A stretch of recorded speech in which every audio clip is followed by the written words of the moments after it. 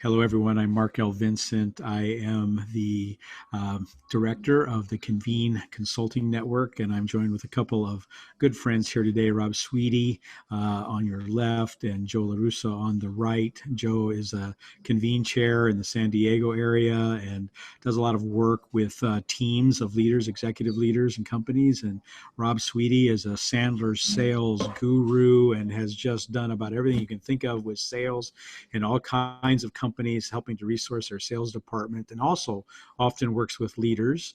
And they've been a part of a Convene team together for some time that Joe leads. And I'm really glad that you could join me for this conversation, because what we want to talk about is team management and team leadership and resourcing those teams. And I'd like to just kind of go backwards a little bit. There's a point that the two of you met and became friends and decided to collaborate on some of this together. Can you tell us that story? Well, I guess for me, one of my clients, was working with the CEO, and there was something that was really special and unique about him. And he had in his back of his credenza these Convene binders. And I asked him one day, just out of curiosity, what is Convene? And he explained it to me. And then I was approached by Joe when he decided to start a Genesis group 6 years ago. Yeah. And when I met Joe, he's awesome. And I told him right on the spot that I'm in. Yeah. I'm in. So you don't have to do anything more. There was no sales technique in there. Yeah. Well, Rob forgets he was actually working for two of my Convene members at the time. And they both were saying, you got to meet Rob, you got to meet Rob.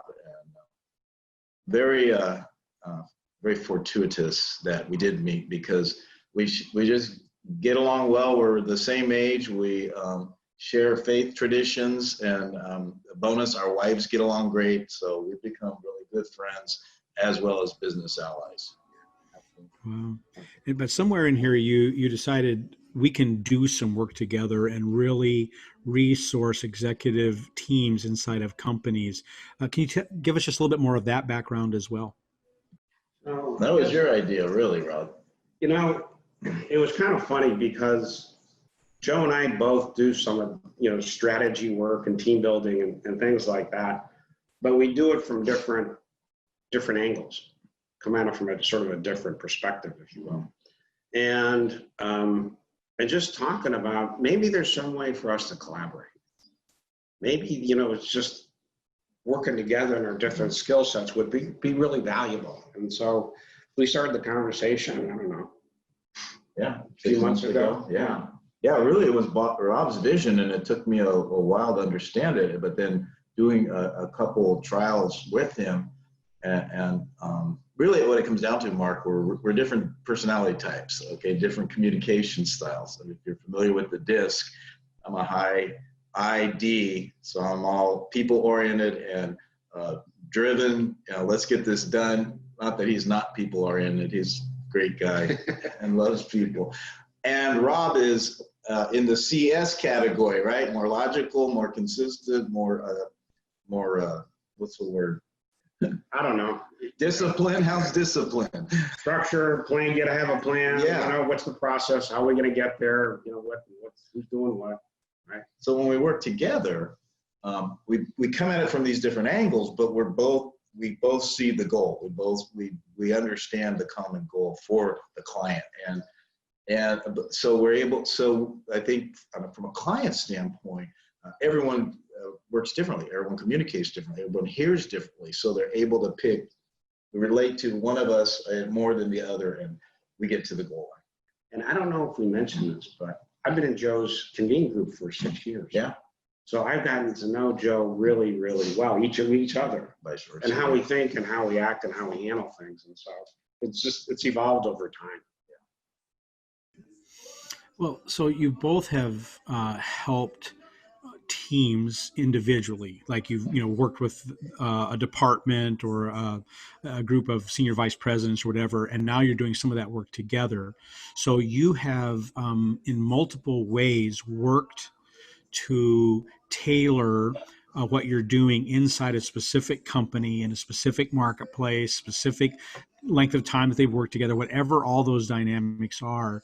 So let's say for a moment I've got a team and I'm asking you to come and help them congeal and be more effective as a team. What are some of the elements that I just have to structure into that time if it's going to be worth our while? Or maybe I shouldn't even be doing that kind of structuring. Maybe I need to outsource that part of it as well. What would you tell me are the must-haves to do this well? I guess, let me start. Yeah, go, because that's two questions you've asked there, Mark, you know. So Yeah, that's how this works sometimes. yeah, that's fine. We'll dissect it. That's how we work. Left brain, right brain. So what, for me, you know, if we do a 2-day retreat, right, we bring the executive team together, I think the first thing is you need to have some goals for what you want to get out of it. And I look at this as sort of, you know, the strategic review. And I was just telling Joe earlier, I was thinking about this and the Peter Drucker quote, you know, the difference between leadership and management. Leadership is doing the right things. Management is doing things right. And as leaders, we want to make sure we're working on the right end of the problem or the opportunity, if you will. And so going into this, you know, do we have some, you know, what are some of the strategic issues that we have got to deal with, whether it's new technology, it's competition, it's new business model, it's whatever, right? We're prepared to discuss, you know, some major topics. And to do that well, you have to be prepared. You have to be prepared. And by that, I mean, people have got to do their homework. And sort of the first portion of it is, let's do a data dump, if you will. Let's make sure we all see the world kind of in a similar way through our differences, right? And do that. And so goals, preparedness. And the third thing I think is really essential is that the whole team has to be a part of it. The whole team. And it's very difficult to participate and facilitate. And so be prepared to have someone come in that can help drive that conversation, that can structure it, that right, draws people out. And so those would be the, you know, in terms of using the time well, I would say those are the three things that you have to do. And then the last one is obviously a mindset. But yeah, so that's what. Yeah. Rob's spot on. I think what he was saying was the client, the company, the management team brings the content. It's got to be their ideas, their plan, their marketing strategies, their, you know, SWOTs, whatever they've got in terms of the data dump. And then we facilitate the conversation. What you asked was basically, why can't the leader, CEO, owner do it himself? A couple reasons. One, they can participate. If they are equal in the room at a chair with equal voice versus having to drive the conversation, which can influence an organization, right? Whether a CEO or owner believes it or not, they have major influence on people's decisions for a lot of reasons. The other thing is we're impartial. We don't have a vested interest, but we our interest is getting them to the goal line, getting them to consensus and clarity on what their plan is. And so And action. And action. And action. You know, big Yes. output. You got to do the work. It's at some point, right? It all degenerates into work and helping them get to that step. Yeah. One more thing, Mark. That quote from Peter Drucker. Rob's a very humble guy, one of the most humble guy I know, but he heard that right from Peter because he studied under Peter at Claremont College. Yeah, see so that? Right from the source. That put a nice feather in one's cap. That Yeah. was. So I think I heard in what you were saying the importance of the senior executive being able to trust you or whoever as the presenters so that they can be a full participant. Otherwise, they're kind of 1 foot in the room, 1 foot still trying to exert control and direct and either overstepping that or not really being there, not offering their perspectives. So let's say that leader has developed that kind of relationship with their presenter, and in this case, you, like, hey, I'm gonna be there. I'm gonna be all in with my team. We need to learn. We need to work at this together. So when you are leading it, there are some specific things you would hope to convey. We might even call them outcomes. Being able to be at the backside of one of those events and say, "Wow, this was the best thing we've ever done. This was a really great time for our leadership." What are some of those outcomes that you would hope to see? The first thing and most important thing is consensus. You know, at the end of the day, strategy is a resource allocation issue. It's where do we put our money, people, time, energy into what, right? And so you have to get consensus, and it may be abandoning some old things, some old, right, product lines or some things that just aren't, right? So you got to get rid of some stuff, but it's getting consensus. Which is getting rid of old attitudes, right? Sometimes the right thing to do isn't always carried out or agreed upon. Right, people have vested interests, and that's the beauty about Joe and I working together. Bring out both parts of it, right? Because there is the mindset and getting people to see it. Yeah. And so I think to me that's one huge. Everybody's on the same boat. Everybody's aligned, right? There's something we all rally behind, and the rally behind. Here's the three most important things for us to get done over the course of the next year. These are the three things, right? There's a lot of stuff we do, but the most important things are in how do we structure a program around making sure those things happen. We've got the right people leading it and executing on the work. So those would be the two main things for me that you could say, hey, right, mission accomplished. Yeah. And Rob, you know, listening to you reminds me, we've talked, Rob mentioned there's pre-work involved in getting ready to have an effective retreat.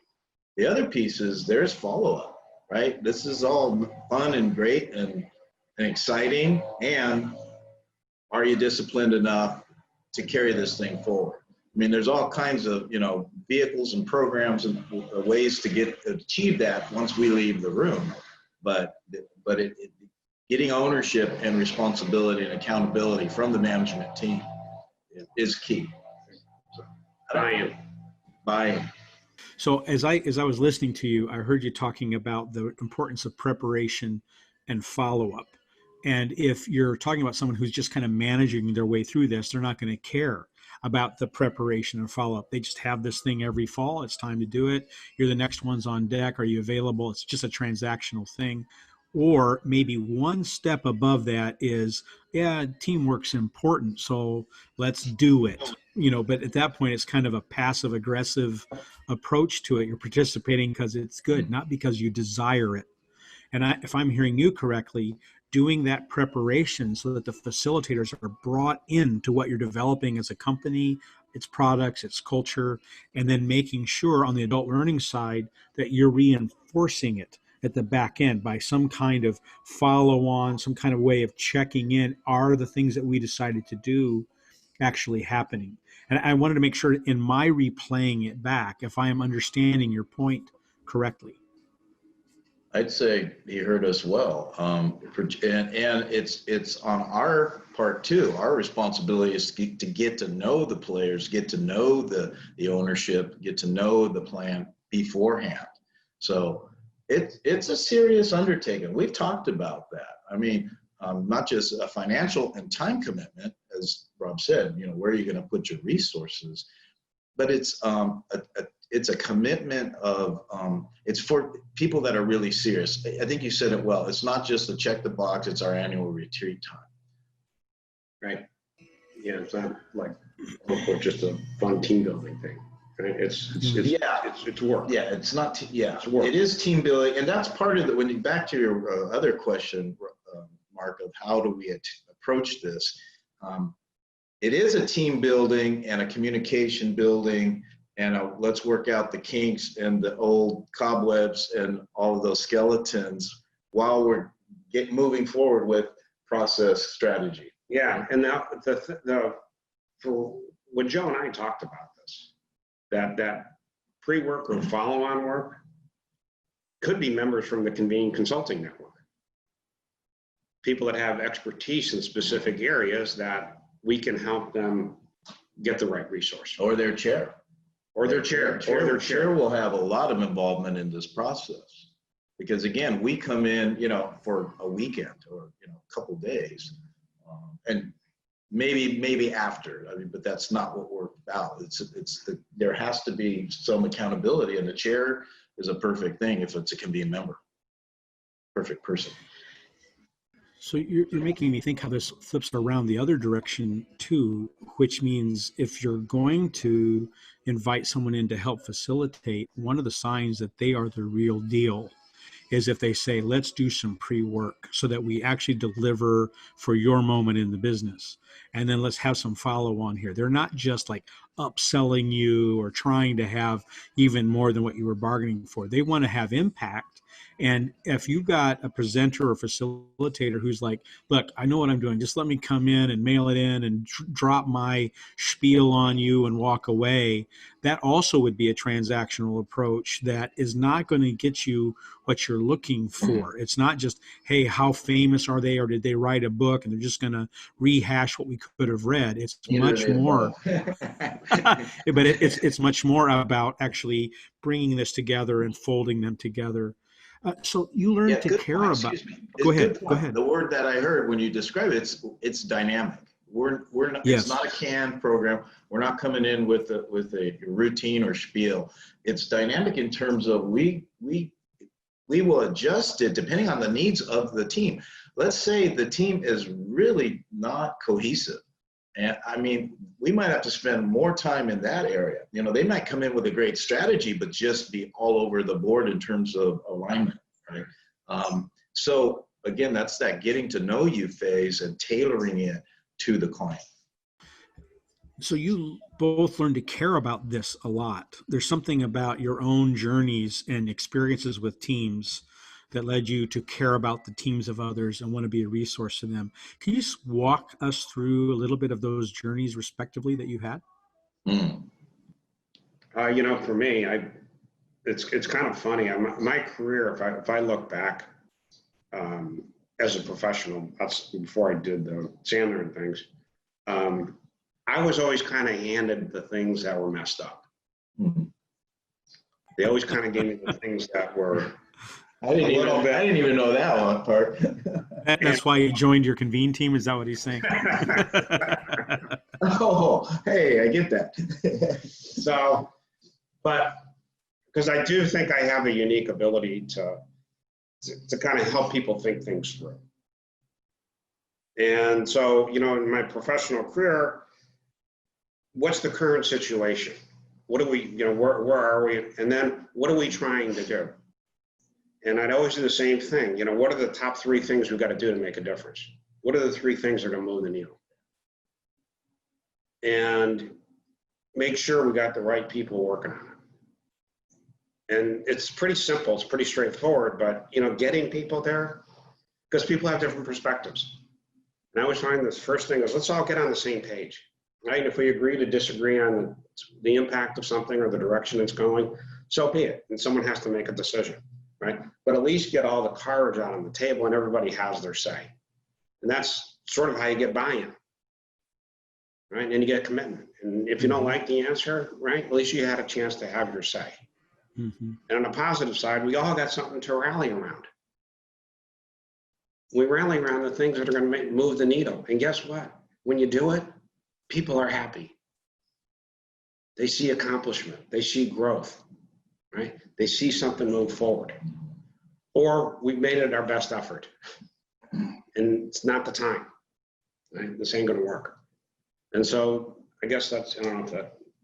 Yeah, that's my perspective on it. I guess it answers it well. And Mark, it reminds me. Rob and I come to our current roles from different backgrounds. Rob came from a heavy corporate experience where they had structures and they had training and they had, all of that in place.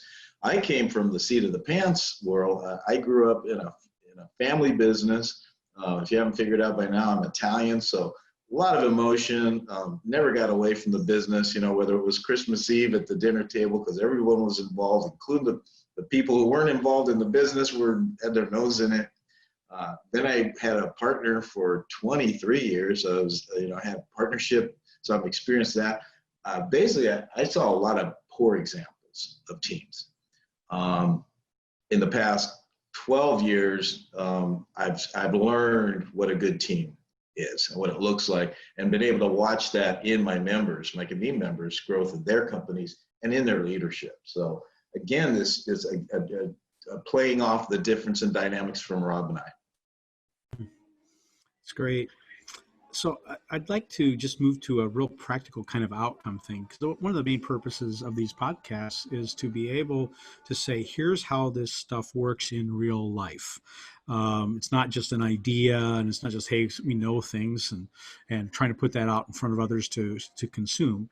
So if you had a story, I'd like to ask you to tell a story of a place where you put this to work. You did this kind of tailoring work, and the team really showed up, and you adjusted to whatever the dynamics were in the room and whatever the follow-on was, and you could say this was a success for what it is that we're trying to deliver. So what would a story like that be out of your experience?